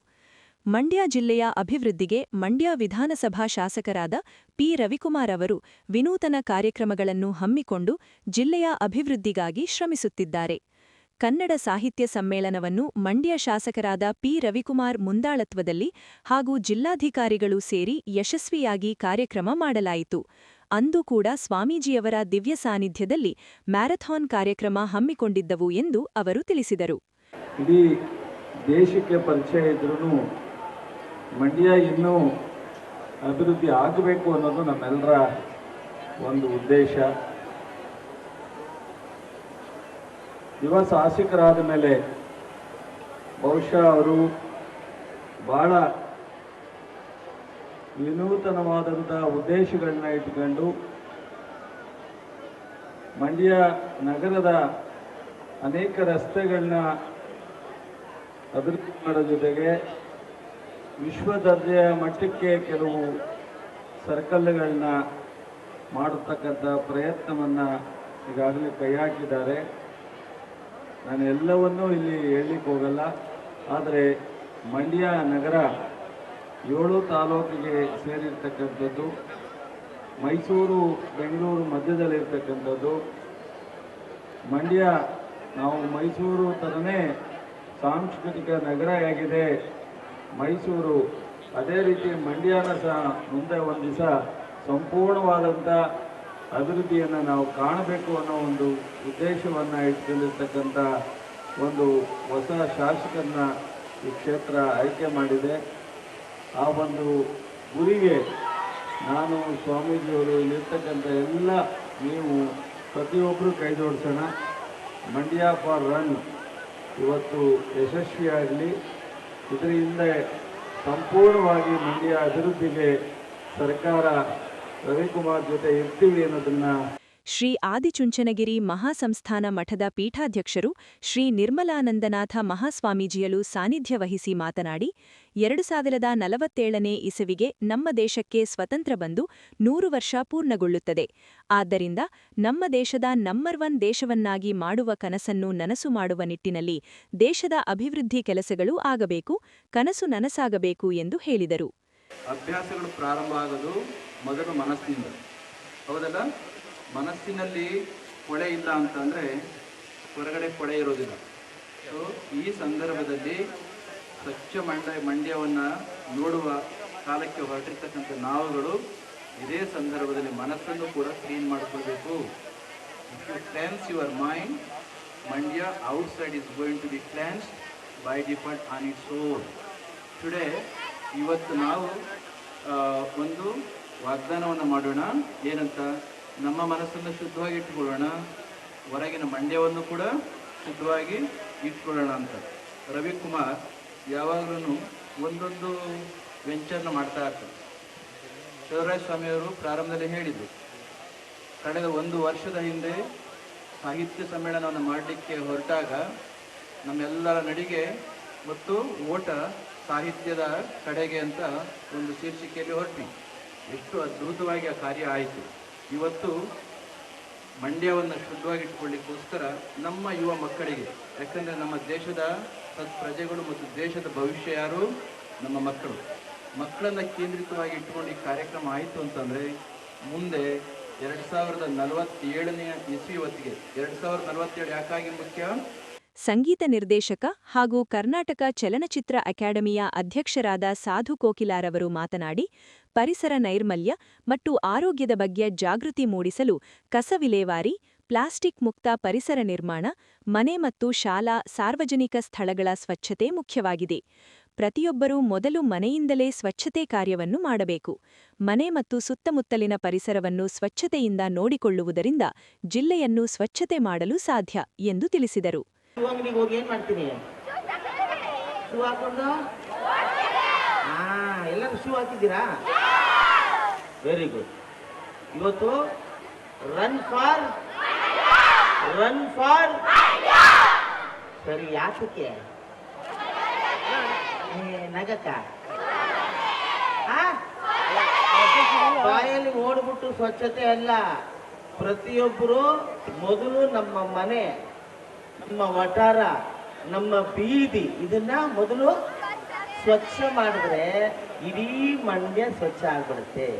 ಈಗ ಅದಕ್ಕೋಸ್ಕರ ನಾವೆಲ್ಲರೂ ದೃಢೀಕರಣ ಮಾಡಿ ಇಲ್ಲಿಂದ ಓಡಬೇಕು ನನ್ನ ಜೊತೆ. ಓಕೆ, ನಾನು ಒಂಚೂರು ಮೈಸೂರು ತನಕ ಓಡ್ತೀನಿ, ಬರೋರು ನಾನು ಹಿಂದೆ ಬನ್ನಿ. ಅಲ್ಲೇ ಹನುಮಂತಪ್ಪನಿಗೆ ಹೋಗಿ ಇವತ್ತು ಬಿಡತ್ತೀನಿ. ಅದರಿಂದಾಗಿ ಎಲ್ರಿಗೂ ಒಳ್ಳೇದಾಗಲಿ. ಜಾಸ್ತಿ ಹೆಣ್ಮಕ್ಳು ಬಂದವ್ರೆ, ಎದೋಳಲ್ವೇನೋ ಬೇಗ. ಚಲನಚಿತ್ರ ನಟಿ ರಾಧಿಕಾ ನಾರಾಯಣ್ರವರು ಮಾತನಾಡಿ, ಮನೆಯಿಂದ ಸ್ವಚ್ಛತೆಯನ್ನು ಮಾಡಬೇಕು, ಪರಿಸರ ನೈರ್ಮಲ್ಯ ಮತ್ತು ಆರೋಗ್ಯದ ಬಗ್ಗೆ ಜಾಗೃತಿ ಮೂಡಿಸಬೇಕು ಎಂದು ತಿಳಿಸಿದರು. ಇಷ್ಟು ಬೆಳಿಗ್ಗೆ ನಿಮ್ಮನ್ನೆಲ್ಲ ನೋಡಕ್ಕೆ ತುಂಬಾನೇ ಖುಷಿ ಆಗುತ್ತೆ. ಮಂಡ್ಯದಿಂದ ಅಷ್ಟು ಪ್ರೀತಿ ವಿಶ್ವಾಸ ನನಗೆ ಸಿಕ್ಕಿದೆ. ಅದಕ್ಕೆ ಬೆಂಗಳೂರಿಂದ ಇಲ್ಲಿಗೆ ಬಂದಿದ್ದೀನಿ. ನೀವೆಲ್ಲ ನಗ್ತಾ ಇರೋದನ್ನ ನೋಡಕ್ಕೆ ಎಷ್ಟು. ಇದ್ರ ಜೊತೆಗೆ ರವಿ ಸರ್ ಕೂಡ ಒಂದು ಒಳ್ಳೆ ಉದ್ದೇಶದಿಂದ ಇದನ್ನ ಮಾಡ್ತಾ ಇದ್ದಾರಲ್ವಾ. ಸೊ ಏನ್ ಮಾಡ್ಬೇಕು ನಾವು? ರನ್ ಫಾರ್ ಯಾಕೆ ಏನ್ ಮಾಡ್ತೀರಾ? ಸ್ವಚ್ಛತೆ ಅಂದ್ರೆ ಕ್ಲೀನ್ ಮಾಡ್ತೀರಾ? ಫಸ್ಟ್ ಓಡ್ಬಿಟ್ಟು ಆಮೇಲೆ ಮನೆಯಿಂದ ಸ್ವಚ್ಛತೆ ಶುರು ಆಗ್ಬೇಕು ಅಲ್ವಾ? ಮನೆ ವಠಾರ ಅದಕ್ಕೆ ಹೋಗಲ್ಲ ಸರ್, ಅದನ್ನೇ ಹೇಳಿದ್ದು. ಸೊ ಮನೆ, ನಮ್ಮ ಮನೆ, ಆಮೇಲೆ ನೇಬರ್ಹುಡ್, ವಠಾರ, ಆಮೇಲೆ ಜಿಲ್ಲೆ, ಆ ತರ ಹೋಗ್ಬೇಕಲ್ವಾ? ಈಗೆಲ್ಲ ವಿಮೆನ್ಸ್ ಡೇ ಅಂದ್ರೆ ಏನು, ಅದರದ್ದು ಇಂಪಾರ್ಟೆನ್ಸ್ ಏನು? ಮಹಿಳೆಯರ ದಿನಾಚರಣೆ ಒಂದು ಒಳ್ಳೆ ದಿನ. ರವಿ ಸರ್ ಕೂಡ ಈ ಒಂದು ಕಾರ್ಯಕ್ರಮನ ಆಯೋಜಿಸಿಕೊಂಡಿದ್ದಾರೆ. ಮ್ಯಾರಥಾನ್ ಅನ್ನೋದೊಂದು ಸ್ವಚ್ಛತೆ ಅಲ್ಲದೆ ಆರೋಗ್ಯದ ಬಗ್ಗೆನೂ ಕೂಡ ಅದು ಅರಿವು ಮೂಡಿಸುತ್ತಲ್ಲ. ಓಕೆ. ಕಾರ್ಯಕ್ರಮದಲ್ಲಿ ಮಂಡ್ಯ ವಿಧಾನಸಭಾ ಶಾಸಕರಾದ ಪಿ ರವಿಕುಮಾರ್, ಚಲನಚಿತ್ರ ನಟ ವಿರಾಟ್, ಮಂಡ್ಯ ನಗರಾಭಿವೃದ್ಧಿ ಪ್ರಾಧಿಕಾರದ ಅಧ್ಯಕ್ಷರಾದ ಬಿಪಿ ಪ್ರಕಾಶ್, ಜಿಲ್ಲಾಧಿಕಾರಿಗಳು ಡಾ ಕುಮಾರ, ಜಿಲ್ಲಾ ಪಂಚಾಯತ್ ಮುಖ್ಯ ಕಾರ್ಯನಿರ್ವಹಣಾಧಿಕಾರಿ ಕೆಆರ್ ನಂದಿನಿ, ಜಿಲ್ಲಾ ಪೊಲೀಸ್ ವರಿಷ್ಠಾಧಿಕಾರಿ ಡಾ ಶೋಭಾರಾಣಿ, ನಗರಾಭಿವೃದ್ಧಿ ಕೋಶ ಯೋಜನಾಧಿಕಾರಿ ಟಿಎನ್ ನರಸಿಂಹಮೂರ್ತಿ, ನಗರಸಭೆ ಆಯುಕ್ತರು ಪಂಪಶ್ರೀ ಹಾಗೂ ಜಿಲ್ಲಾ ಮಟ್ಟದ ಅಧಿಕಾರಿಗಳು ಉಪಸ್ಥಿತರಿದ್ದರು. ಮದ್ದೂರು ತಾಲೂಕು ಭಾರತಿನಗರದ ಸರ್ಕಾರಿ ಪದವಿ ಪೂರ್ವ ಕಾಲೇಜನ್ನು ಸ್ಥಳಾಂತರಿಸುವ ಹುನ್ನಾರ ರೂಪಿಸಲಾಗಿದ್ದು, ಅದನ್ನು ಮಳವಳ್ಳಿ ಕೊಳ್ಳೇಗಾಲ ರಸ್ತೆಯಲ್ಲಿನ ಪದವಿ ಕಾಲೇಜಿನ ಆವರಣದಲ್ಲಿ ಕಟ್ಟಡ ನಿರ್ಮಿಸಿ ಸ್ಥಾಪಿಸಬೇಕು ಎಂದು ಮಂಡ್ಯ ರೈತ ಸಂಘದ ಉಪಾಧ್ಯಕ್ಷ ಕೆ ರಾಮಲಿಂಗೇಗೌಡ ಒತ್ತಾಯಿಸಿದರು.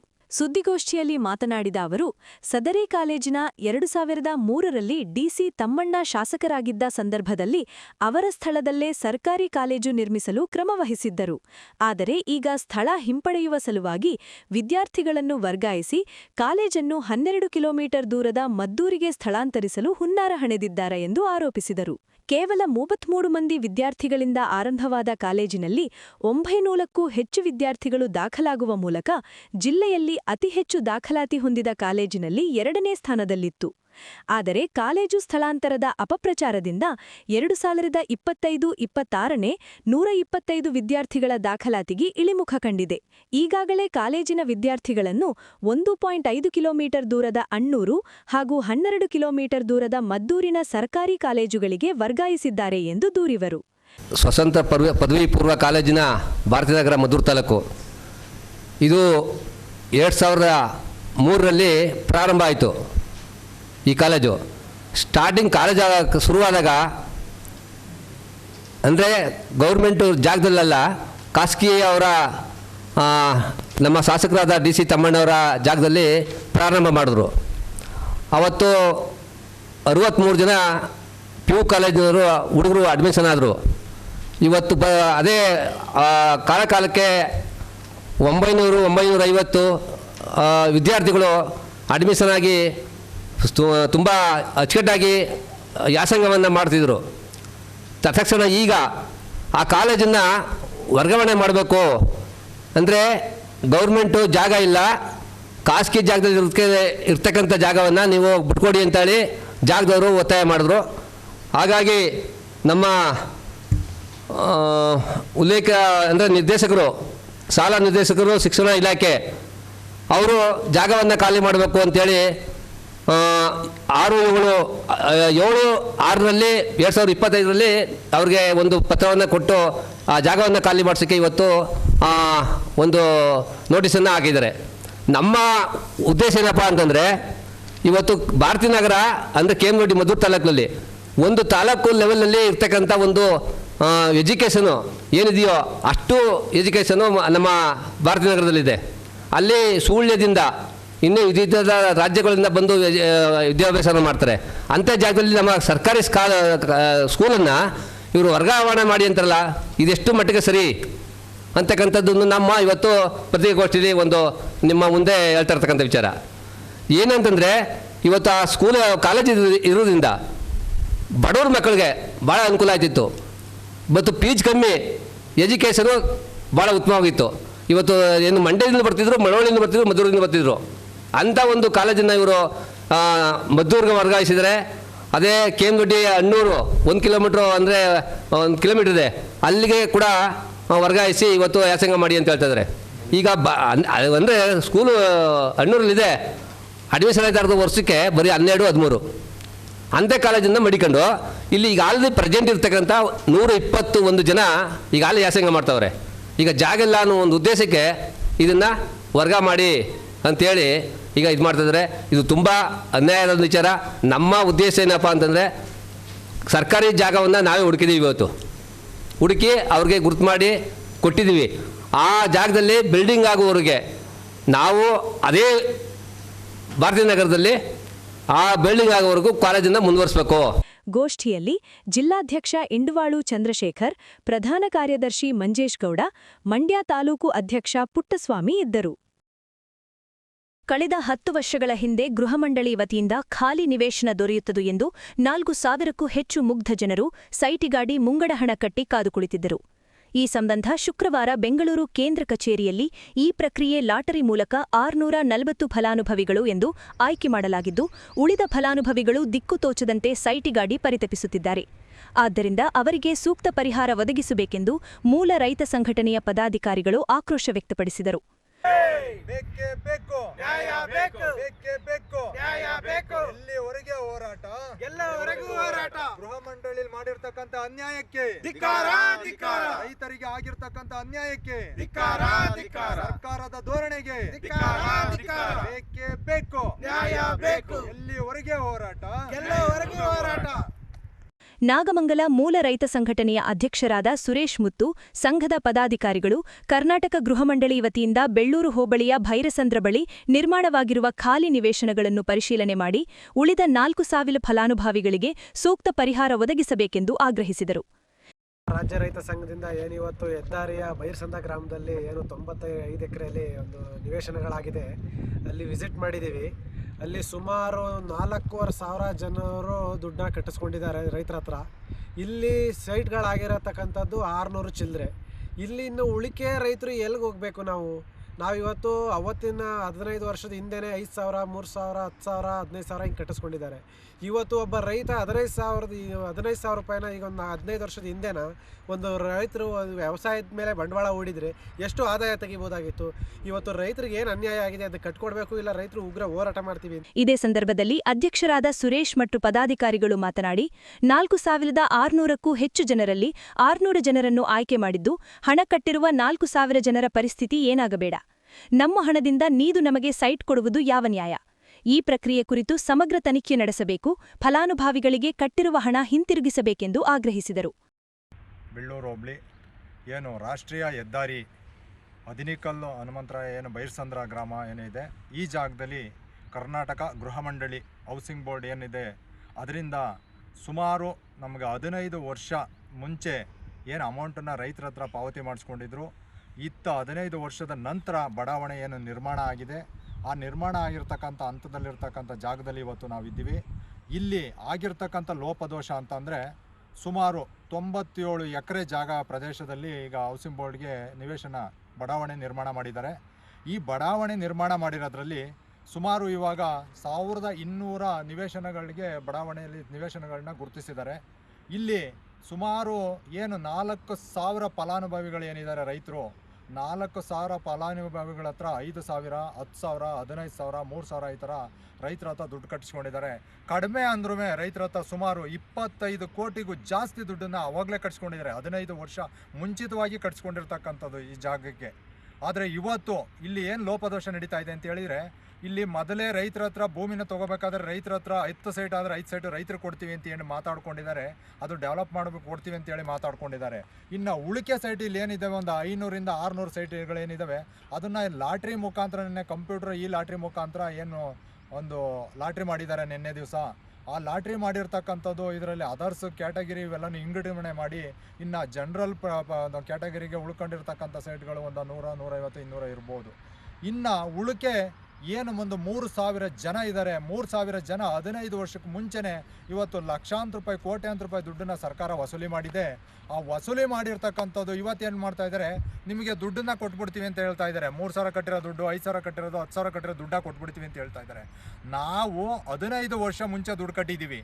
ಇವತ್ತು ನಮ್ಮ ದುಡ್ಡು ಸಾವಿರಾರು ಕೋಟಿ ದುಡ್ಡನ್ನು ಕಟ್ಸ್ಕೊಂಡು ಸಾವಿರಾರು ಕೋಟಿ ಅವ್ರು ಪ್ರಾಪರ್ಟಿ ಮಾಡ್ಕೊಂಡಿದ್ದಾರೆ. ಇಲ್ಲಿ ರೈತರುಗಳಿಗೆ ನಮಗೆ ಸಿಗ್ತಾ ಇರ್ತಕ್ಕಂಥ ಮತ್ತೆ ನಾವು ಕಟ್ಟಿರೋ ದುಡ್ಡು ಕೊಡ್ತೀವಿ ಅಂದರೆ ಇದು ಯಾವ ನ್ಯಾಯ? ಇದು ಹಗಲು ದರೋಡೆ ಮಾಡ್ತಾ ಇರ್ತಕ್ಕಂಥ ಸರ್ಕಾರ. ಅದುವೇ ಏನು ಉಸ್ತುವಾರಿ ಮಿನಿಸ್ಟರ್ ಇರ್ತಕ್ಕಂಥ ಟೈಮಲ್ಲಿ ಇಲ್ಲಿ ನಡೆದಿರ್ತಕ್ಕಂಥದ್ದು ಲಾಟ್ರಿ ಮುಖಾಂತರ. ಈ ಟೈಮಲ್ಲಿ ಅವರು ಇದ್ರ ಬಗ್ಗೆ ಏನು ಮಾತಾಡ್ತಾ ಇಲ್ಲ, ಇದ್ರ ಬಗ್ಗೆ ಏನು ಚಕಾರ ಎತ್ತುತ್ತಾ ಇಲ್ಲ. ಅಂದರೆ ಇಲ್ಲಿ ರೈತರಿಗೆ ಹಗಲು ದರೋಡೆ ನಡೀತಾ ಇರ್ತಕ್ಕಂಥದ್ದು. ಇದನ್ನು ಖಂಡಿಸಿ ರೈತ ಸಂಘ ಇವತ್ತು, ಕರ್ನಾಟಕ ರಾಜ್ಯ ರೈತ ಸಂಘ ಇವತ್ತು ನಾವು ಈ ಹೌಸಿಂಗ್ ಬೋರ್ಡಲ್ಲಿ ನಿಂತಿದ್ದೀವಿ. ಇವತ್ತು ನಾವು ಇದಕ್ಕೆ ಸರ್ಕಾರಕ್ಕೆ ಎಚ್ಚರಿಕೆ ಕೊಡ್ತಕ್ಕಂಥದ್ದು. ಇವತ್ತು ಸಾವಿರಾರು ಜನ ರೈತರು ಇಲ್ಲಿ ದುಡ್ಡಲ್ಲಿ ಅನ್ಯಾಯ ಆಗಿರ್ತಕ್ಕಂಥವ್ರು ನಮ್ಮೊಟ್ಟಿಗೆ ಬರೋಕ್ಕೆ ರೆಡಿ ಇದ್ದಾರೆ. ಇದನ್ನು ಸೂಕ್ತ ಕ್ರಮ ತಗೊಂಡು ಇದ್ರ ಬಗ್ಗೆ ಪರಿಶೀಲನೆ ಮಾಡಿ ಸೂಕ್ತವಾಗಿ ಅವರಿಗೆ ದುಡ್ಡನ್ನು ಒದಗಿಸ್ಲಿಲ್ಲ ಅಂತ ಹೇಳಿದರೆ, ಇಲ್ಲ ದುಡ್ಡನ್ನು ಒದಗಿಸಿ, ಇಲ್ಲ ನಮಗೆ ಸೈಟನ್ನು ಕೊಡಿ, ಇಲ್ಲ ಅಂತ ಹೇಳಿದರೆ ನಮಗೆ ಏನು ನಾವು ದುಡ್ಡು ಕಟ್ಟಿದ್ದೀವಿ, ಈಗೇನು 3,000 ಕಟ್ಟಿರೋರಿಗೆ 1 ಲಕ್ಷ ದುಡ್ಡು ಕೊಡಿ, 5,000 ಕಟ್ಟಿರೋರಿಗೆ 2 ಲಕ್ಷ ಕೊಡಿ, ಇಲ್ಲ 10,000 ಕಟ್ಟಿರೋರಿಗೆ 3 ಲಕ್ಷ 4 ಲಕ್ಷ ದುಡ್ಡು ಕೊಡಬೇಕು ಅಂತೇಳಿ ನಾವು ರೈತ ಸಂಘ ಒತ್ತಾಯ ಮಾಡ್ತಾ ಇದ್ದೀವಿ. ಇಲ್ದಿದ್ರೆ ಕರ್ನಾಟಕ ರಾಜ್ಯ ರೈತ ಸಂಘ ಒಂದು ದೊಡ್ಡ ಮಟ್ಟ ಹೋರಾಟನ ಒಂದು ನಿರ್ಮಿಸಬೇಕಾಗುತ್ತೆ ಅಂತ ಹೇಳಿ ಒಂದು ಹೌಸಿಂಗ್ ಬೋರ್ಡ್ಗೆ ಎಚ್ಚರಿಕೆ ಕೊಡ್ತಾ ಇದೆ ಸರ್ಕಾರಕ್ಕೆ ಅಂತ. ಗ್ರಾಮೀಣ ಪ್ರದೇಶದ ವಿದ್ಯಾರ್ಥಿಗಳಿಗೆ ವಿಷಯ ಆಧಾರಿತ ಗುಣಾತ್ಮಕ ಶಿಕ್ಷಣ ನೀಡುವುದರ ಜೊತೆಗೆ ಮುಂದಿನ ಜೀವನದ ಮೌಲ್ಯಗಳನ್ನು ಕಲಿಸಿಕೊಡುವ ನಿಟ್ಟಿನಲ್ಲಿ ನಾವು ಬದ್ಧರಾಗಿದ್ದೇವೆ ಎಂದು ಶ್ರೀ ಲೀಲಾ ನಾಗರಾಜಪ್ಪ ಎಜುಕೇಷನಲ್ ಟ್ರಸ್ಟಿನ ವಿದ್ಯಾಧಾರೆ ಇಂಟರ್ನ್ಯಾಷನಲ್ ಸ್ಕೂಲ್ನ ಸಂಸ್ಥಾಪಕರಾದ ಎಚ್.ವಿ. ಅಶ್ವಿನ್ ಕುಮಾರ್ ತಿಳಿಸಿದರು. ವಳಗೆರೆ ದೊಡ್ಡಿ ಗ್ರಾಮದಲ್ಲಿರುವ ವಿದ್ಯಾಧಾರೆ ಇಂಟರ್ನ್ಯಾಷನಲ್ ಸ್ಕೂಲಿನ ಪ್ರಥಮ ವರ್ಷದ ವಾರ್ಷಿಕ ಮಹೋತ್ಸವ ಕಾರ್ಯಕ್ರಮದಲ್ಲಿ ದಿವಂಗತ ಲೀಲಾ ನಾಗರಾಜಪ್ಪನವರ ಭಾವಚಿತ್ರಕ್ಕೆ ಪುಷ್ಪಮಾಲೆ ಅರ್ಪಿಸಿದ ನಂತರ ಅವರು ಮಾತನಾಡುತ್ತಾ, ನಮ್ಮ ಶಾಲೆಯ ಮುಖ್ಯದ್ವಾರದಲ್ಲಿರುವ ಕನಸುಗಳು ನಾಳಿನ ಬದುಕಿನ ಭರವಸೆಯ ರೆಕ್ಕೆಗಳು ಎಂಬ ಧ್ಯೇಯವಾಕ್ಯದಂತೆ ನಮ್ಮ ಮಕ್ಕಳಲ್ಲಿ ಕನಸುಗಳನ್ನು ಬಿತ್ತಬೇಕೇ ಹೊರತು ಅಂಕಗಳನ್ನು ಪರಿಗಣಿಸಬಾರದು ಎಂದು ತಿಳಿಸಿದರು. ಜಳವಾಯಿಕೊಡಳ್ಳಿ ಇರ್ಬೋದು, ಹಲಗೂರು ಸರ್ಕಾರಿ ಪ್ರೌಢಶಾಲೆ ಇರ್ಬೋದು, ಎತ್ತಂಪಾಡಿ ಇರ್ಬೋದು, ನಿಟ್ಟೂರು ಇರ್ಬೋದು, ಹೀಗೆ ಯಾವ ಊರುಗಳಲ್ಲೂ ಸರ್ಕಾರಿ ಪ್ರೌಢಶಾಲೆಗಳು ಇಲ್ಲೇ ಇಲ್ಲ. ನಾವು ಪ್ರೌಢಶಾಲೆಯನ್ನು ಈ ಭಾಗದ ಜನ ಪಡ್ಕೋಬೇಕಾದ್ರೆ ಮಕ್ಕಳು ಕನಕಪುರಕ್ಕೋ ಅಥವಾ ಮಂಡ್ಯಕ್ಕೋ ಮೈಸೂರಿಗೋ ಬೆಂಗಳೂರಿಗೋ ಹೋಗ್ಬೇಕಾದಂಥ ಸಂದರ್ಭ ಇತ್ತು.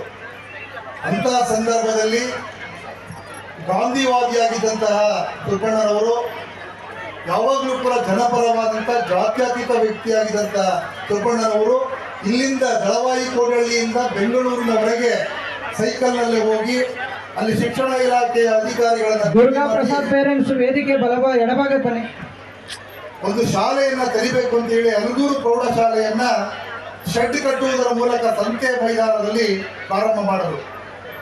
ನಂತರ ಈಗ ಅದು ದೊಡ್ಡ ಶಾಲೆಯಾಗಿ ಬೆಳೆದಿದೆ. ಅಲ್ಲಿ ಓದಿದಂಥ ಹಲವಾರು ವಿದ್ಯಾರ್ಥಿಗಳು ವಿವಿಧ ಕ್ಷೇತ್ರಗಳಲ್ಲಿ ಸೇವೆಯನ್ನು ಸಲ್ಲಿಸ್ತಾ ಇದ್ದಾರೆ, ಸಾಧನೆಯನ್ನು ಮಾಡಿದ್ದಾರೆ. ನಿಜವಾಗ್ಲೂ ಕೂಡ ಅವರ ಹೆಸರಿನಲ್ಲಿ ನನಗೆ ಪ್ರಶಸ್ತಿ ಕೊಟ್ಟಿರ್ತಕ್ಕಂಥದ್ದು ನನಗೆ ಸಂತೋಷವನ್ನು ನೀಡಿದೆ. ನಾನು ರಾಷ್ಟ್ರ ಪ್ರಶಸ್ತಿ, ಅಂತಾರಾಷ್ಟ್ರೀಯ ಪ್ರಶಸ್ತಿ, ದೆಹಲಿಯಲ್ಲಿ ರಾಜ್ಯ ಪ್ರಶಸ್ತಿಗಳನ್ನು ನಾನು ಪಡ್ಕೊಂಡಿದ್ದೀನಿ. ಆದರೆ ಸುಬ್ಬಣ್ಣ ನನ್ನ ಮೇಷ್ಟ್ರ ಹೆಸರಿನಲ್ಲಿ ನನಗೆ ಬಂದಿರತಕ್ಕಂಥ ಪ್ರಶಸ್ತಿ ಅದು ಅಶ್ವಿನ್ ಕುಮಾರ್ ಸರ್ ಅವರು ಯಾಕೆ ನನ್ನನ್ನು ಆಯ್ಕೆ ಮಾಡಿದ್ರು ಅಥವಾ ಯಾರು ನನ್ನ ಹೆಸರನ್ನ ಸಜೆಷನ್ ಮಾಡೋದು ಗೊತ್ತಿಲ್ಲ. ಅವ್ರು ನಿಜವಾಗ್ಲೂ ಕೂಡ ಧನ್ಯವಾದಗಳನ್ನ ಹೇಳಲಿಕ್ಕೆ ಬಯಸ್ತೀನಿ. ನನ್ನ ಮೇಷ್ಟ್ರ ಹೆಸರಲ್ಲಿ ನಾನು ಪ್ರಶಸ್ತಿಯನ್ನು ತಗೊಳ್ತಾ ಇರ್ತಕ್ಕಂಥದ್ದು ನಾನು ನಿಜವಾಗ್ಲೂ ಕೂಡ ಸಂತೋಷವನ್ನ ಹೊಂದಿದೆ. ಮೈಸೂರಿನ ಮಧುಮೇಹ ತಜ್ಞರಾದ ಡಾಕ್ಟರ್ ರಘು ಕಾರ್ಯಕ್ರಮವನ್ನು ಉದ್ಘಾಟಿಸಿ ಮಾತನಾಡುತ್ತಾ ಜೀವನದ ಮೌಲ್ಯಗಳು, ಸಮಯ ಪ್ರಜ್ಞೆ ಮತ್ತು ಸ್ವಂತಿಕೆಯಿಂದ ಬದುಕನ್ನು ಕಟ್ಟಿಕೊಳ್ಳುವ ಸಾಮರ್ಥ್ಯವನ್ನು ಹೊಂದುವ ಸ್ಪರ್ಧಾತ್ಮಕ ಜಗತ್ತನ್ನು ಎದುರಿಸುವಂತಹ ಶಿಕ್ಷಣ ಇಂದಿನ ಮಕ್ಕಳಿಗೆ ಅವಶ್ಯಕವಾಗಿದೆ. ಒಂದು ಮಗುವಿನ ಸಾಮರ್ಥ್ಯ ಮತ್ತೊಂದು ಮಗುವಿಗಿಂತ ವಿಭಿನ್ನವಾಗಿರುತ್ತದೆ. ಅದನ್ನು ಅರಿತು ಶಿಕ್ಷಣ ನೀಡಬೇಕು ಎಂದು ಹಾರೈಸಿದರು. ಇಂದಿನ ವಿದ್ಯಾಭ್ಯಾಸವಾಗಿದೆ, ಬೇಕಾಗಿದೆ. ಮತ್ತೆ ಮಕ್ಕಳಲ್ಲಿ ಈಗಿನ ಇದರಲ್ಲಿ ಸುಮಾರು ಪೇರೆಂಟ್ಸ್ ಬರ್ತಿರ್ತಾರೆ, ನಮ್ಮಲ್ಲಿದ್ದಾರೆ, ಮಗು ಸರಿಯಾಗಿ ಮಾರ್ಕ್ಸ್ ತಗೊಂಡಿಲ್ಲ ಅಂತ ಮಕ್ಕಳು ಡಿಪ್ರೆಷನ್ ಆಗ್ತಾರೆ, ಅಪ್ಪ ಅಮ್ಮ ಡಿಪ್ರೆಷನ್ ಆಗ್ತಾರೆ. ಹಾಗಾಗೋದು ಬೇಡ.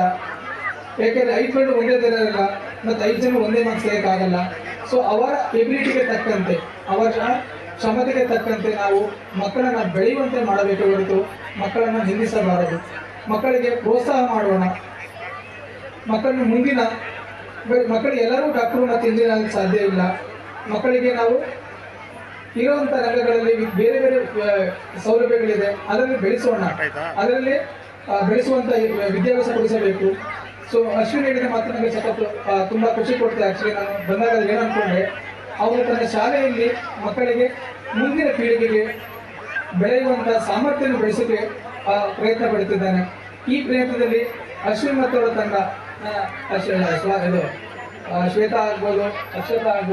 ಶಿಕ್ಷಣ ಕ್ಷೇತ್ರದಲ್ಲಿ ಅತ್ಯುತ್ತಮ ಸೇವೆ ಸಲ್ಲಿಸಿದ ದಿವಂಗತ ಸುಬ್ಬಣ್ಣನವರ ಸ್ಮರಣಾರ್ಥವಾಗಿ ರಾಜು ಗುಂಡಾಪುರ ಅವರಿಗೆ ಸನ್ಮಾನಿಸಲಾಯಿತು.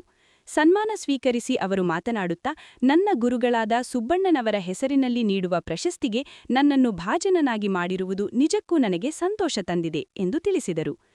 ಕಾರ್ಯಕ್ರಮದಲ್ಲಿ ದಳವಾಯಿ ಕೋಡಿಹಳ್ಳಿ ಗ್ರಾಮದ ತಮ್ಮಣ್ಣೇಗೌಡ, ರವಿ ಕಂಸಾಗರ, ಎಚ್ಎನ್ ಶಿವಕುಮಾರ್ ಪುಟ್ಟ, ಜೀವನ್ ಕುಮಾರ್, ಶಾಲೆಯ ಸಂಸ್ಥಾಪಕರಾದ ಎಚ್ವಿ ಅಶ್ವಿನ್ ಕುಮಾರ್, ಶಾಲೆಯ ಆಡಳಿತ ಮಂಡಳಿಯ ಎಚ್ವಿ ಶ್ವೇತಾ ಕುಮಾರಿ, ಅಕ್ಷತಾ ಅಶ್ವಿನ್ ಸೇರಿದಂತೆ ಶಿಕ್ಷಕ ವೃಂದ ಇದ್ದರು.